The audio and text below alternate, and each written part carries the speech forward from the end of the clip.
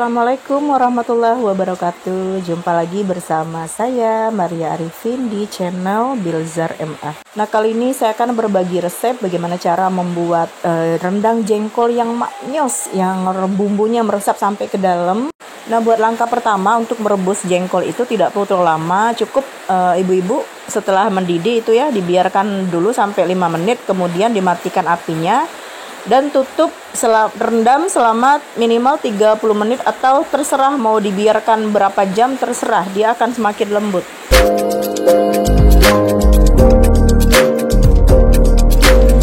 Untuk bumbu siapkan 2 ruas serai, kemudian 1 tungkul seperti ini ya, jahe. Saya gunakan 10 siung bawang merah dan 8 siung bawang putih. Kemudian untuk kunyitnya itu bisa pakai 1 ruas jari dan 5 biji kemiri dan setengah asam jawa atau 1 sendok asam jawa ya. Nah, saya gunakan cabai merah biar warnanya lebih menarik ya. Ini kurang lebih 1 genggam atau sesuai selera pedasnya kita ya.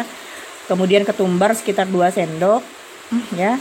Nah, selain ketumbar ini ada manis, saya gunakan sekitar 1 sendok teh. Nah, kemudian ada secuil pala ya. Nah, ini pala, nanti bumbu ini kita haluskan atau kita oseng dulu. Nah, saya juga tambahkan ini ya. Ini bumbu jadi yang udah saya mix. Ini ya, ini terdiri dari di dalamnya ada cengkeh, ada kayu manis, ada ketumbar juga. Karena kurang saya gunakan yang ini nanti dihaluskan ya. Nah, selanjutnya bumbu ini udah saya rajang-rajang seperti ini dan saya akan blender semuanya ya, di blender. Jadi tidak ada yang digeprek, kecuali asam jawa saya pinggirkan dulu ya. Nah, jangan lupa gunakan gula aren atau gula merah dari kelapa. Ini untuk menambah rasa manis yang legit dan gurih. Nah, kemudian 2 santan kara untuk ukuran ini ya, kecil ya. Nah, langkah selanjutnya semua bumbu ini ya yang udah ini saya blender jadi satu, termasuk yang ketumbar tadi ya, ini juga saya jadikan satu di blender sampai benar-benar halus ya. Kemudian setelah halus, yang namanya di blender kan pasti ada airnya tuh. Nah, kita keringkan dulu airnya, kita masak di atas api ya. Kita keringkan dulu, setelah kering seperti ini ya, baru kita tambahkan minyak goreng. Dia akan mengeluarkan bau yang sudah harum ya. Jadi pada saat perebusan bumbu itu dia sudah mengeluarkan bau harum bumbu-bumbu yang sudah kita blender tadi. Nah, bumbu ini kita aduk terus sampai harum, sampai wangi. Jadi untuk harum dan tidaknya bumbu itu sangat mempengaruhi rasa. Nah, kita aduk seperti ini, pastikan jangan sampai lengket bumbunya dan jangan sampai angus ya. Kita aduk-aduk terus sampai kita yakin bahwa ini bumbunya sudah sangat tua, sudah masak. Nah, baru kita tambahkan bumbu halus tadi ya. Bumbu halus ini terdiri dari yang udah saya mix. Itu ada cengkeh, ada pala, ada segala kayu manis. Ini udah saya mix jadi satu.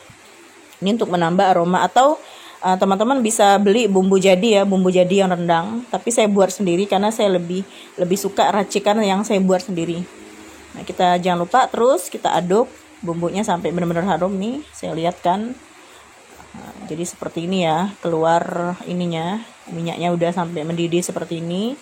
Dan ini akan mengeluarkan aroma-aroma yang harum sekali. Dari aroma bumbunya aja udah wangi ya teman-teman ya. Nah, selanjutnya kalau udah seperti itu, udah wangi, kita masukkan jengkol yang udah kita geprek. Sambil kita aduk ya, kita ratakan. Nah, kalau udah kira-kira rata ya, jangan lupa kita kasih sedikit air dulu untuk menyerapkan antara bumbu dengan jengkol itu ya. Nah, kalau untuk menambahkan air ini ya, supaya bisa bumbu menyerap ke dalam, maka kita langsung tambahkan garam. Tapi jangan terlalu banyak garam, secukupnya saja, karena nanti air ini kan akan mengering. Takutnya agak asin ya. Jadi kita kasih sebagian aja dulu garamnya, supaya rasa asin itu sudah bisa menyerap dari bumbu ke jengkolnya itu. Oke, kalau udah kita ratakan seperti ini, baru kemudian kita biarkan dulu ya, kita tutup sekejap sampai dia agak lembut dan sudah menyerap rasa asinnya ya. Nah, setelah itu kita akan melihat tampilan seperti ini, udah agak lembut. Kita tambahkan langsung gula merahnya. Nah, kemudian masukkan langsung asam jawa juga. Nah, setelah itu kita aduk-aduk kembali ya. Kita aduk kembali sampai rata. Nah ini kalau udah seperti ini ya, kalau udah dikasih gula merah, garam, dan asam jawa, biasanya kalau saya sendiri secara pribadi, saya sih tidak perlu lagi menggunakan penyedap rasa. Karena dari bumbu yang pas, ya dari bumbu semua yang di blender tadi, sudah tambah garam, sudah kita kasih gula merah, itu rasanya udah gurih bener ya, tambah bumbu. Jadi kalau teman-teman mau tambahkan lagi penyedap, silakan. Bagi saya tidak perlu lagi penyedap, karena rasa asinnya sudah enak, sudah gurih ya, ditambah gula merah. Nah kalau udah lembut seperti ini ya udah lembut kan, tampilannya udah kelihatan pulen ya. Baru akan terakhir kita tambahkan santan saripatinya ya. Ini saripati yang kental ya. Nah jadi bedanya, kenapa sih santannya harus terakhir? Karena santan itu kan bisa mengikat rasa ya, mengikat rasa. Jadi tidak perlu kita masak dari awal, cukup terakhir kita masukkan. Jadi setelah bumbunya meresap, semuanya udah pas, baru terakhir santannya yang terakhir kita masukkan. Nah beda lagi kalau kita menggunakan santan cair, maka santan cair itu kita gunakan sebagai pengganti air untuk merebus.